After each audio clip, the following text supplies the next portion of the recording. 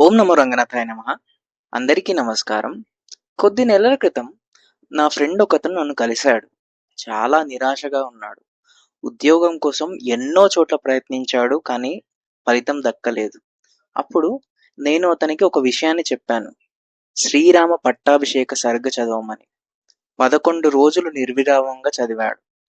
భక్తితో, నమ్మకంతో చదివాడు. ఫలితమేంటి? ఉద్యోగం వచ్చింది.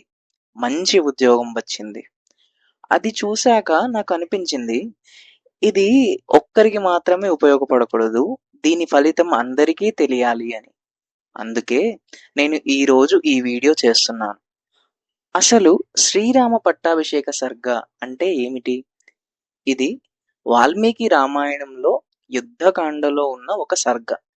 123 సంస్కృత శ్లోకాలతో నిండిన సర్గ ఇది. శ్రీరాముడి పట్టాభిషేకాన్ని వర్ణించే ఈ సర్గ అద్భుతమైన శక్తిని కలిగి ఉంటుంది. సుందరకాండ పుస్తకాలలో కూడా చాలాసార్లు ఈ సర్గని ప్రత్యేకంగా ప్రచురించి ఉంటారు. ఎందుకంటే సుందరకాండ పారాయణం తరువాత దీన్ని చదవడం అనేది మరింత పుణ్యఫలాన్ని ఇస్తుంది అని. ఇప్పుడు ఈ సర్గ చదవడం వల్ల కలిగే ఉపయోగాలు ఏమిటి? ముందుగా మా ఛానల్ని మీరు మొదటిసారిగా చూస్తున్నట్లయితే ఈ వీడియోని లైక్ చేసి కామెంట్లలో జై శ్రీరామ అని రాయండి. మరియు మా ఛానల్ని సబ్స్క్రైబ్ చేసుకోండి.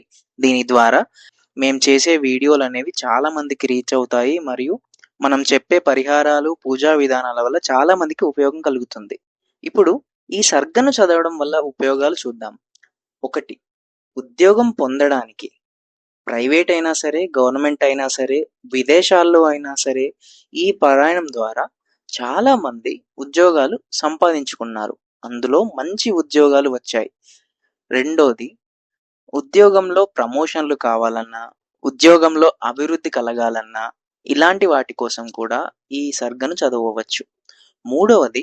ట్రాన్స్ఫర్లు ఆగాలన్నా, అనగా బదిలీ అవ్వడం అనేది ఆగాలన్నా, లేదు బదిలీ రావాలన్నా ఇటువంటి విషయాల కోసం కూడా ఈ సర్గను పారాయణం చేయవచ్చు. 4. మంచి సంబంధాల కోసం, అనగా ఉన్నత అధికారులతో మంచి సంబంధాలు ఏర్పడడానికి ఈ సర్గను పారాయణం చేయవచ్చు. 5. జీతం పెరగాలన్నా, అప్రైజల్ సమయంలో మంచి స్థాయి, మంచి పొజిషన్ రావాలన్నా ఈ సర్గను పారాయణం చేయవచ్చు. 6. సస్పెన్షన్ అయినా, ఉద్యోగంలో ఇబ్బందులు వచ్చినా తిరిగి సక్రమంగా ఉద్యోగంలో చేరడానికి ఈ సర్గను పారాయణం చేయవచ్చు. ఇక 7. పిల్లలు ఉద్యోగం చేయలేదు అనుకుంటే వారి తల్లిదండ్రులు పిల్లల కోసం చదివినా కూడా ఫలితం వస్తుంది. అంతటి మహిమాన్వితమైన శక్తి ఈ సర్గకు ఉంది.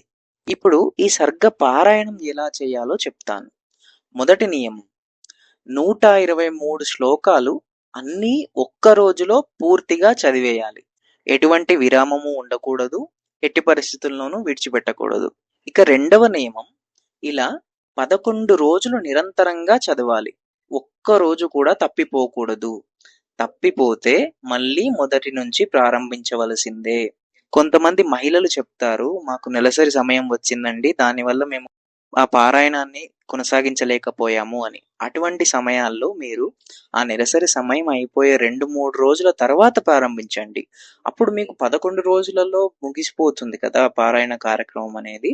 సో అలా కంటిన్యూ చేయండి. ఆ సమయాన్ని గుర్తుపెట్టుకొని ఆ సమయం ముగిసిన తర్వాతనే ప్రారంభించండి. ఇక ఏ ఇతర కార్యక్రమాలున్నా సరే ఇది మొదలు పెట్టారంటే మాత్రం కంపల్సరీ దాన్ని ముగించాకనే వేరే పనులను చూసుకోండి.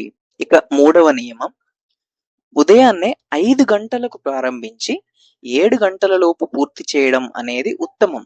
ఒకవేళ కుదరకపోతే సాయంత్రం సప్తమి వేళకు ముందు పూర్తి చేయవచ్చు.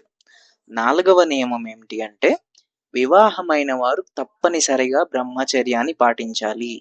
ఈ 11 రోజులు వివాహమైనా సరే వారు సపరేట్ గానే పడుకోవాలి. బ్రహ్మచర్యాన్ని పాటించి తీరాలి.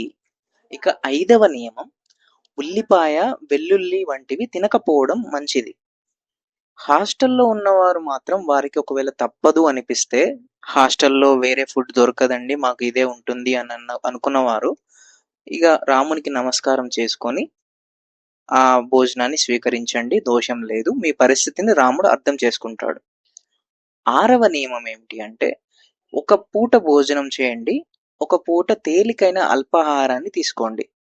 ఇలా చేయడం వల్ల చాలా మంచి ఫలితం లభిస్తుంది. 7వ నియమం సంస్కృతంలోనే చదవడం వల్ల అత్యధిక ఫలితం వస్తుంది. ఏదైనా అనువాదాల్లో చదివితే అనగా తెలుగులో లేదు మరే ఇతర భాషల్లో చదివినా ఫలితం వస్తుంది. కానీ సంస్కృతం అనేది మరింత శ్రేష్టము.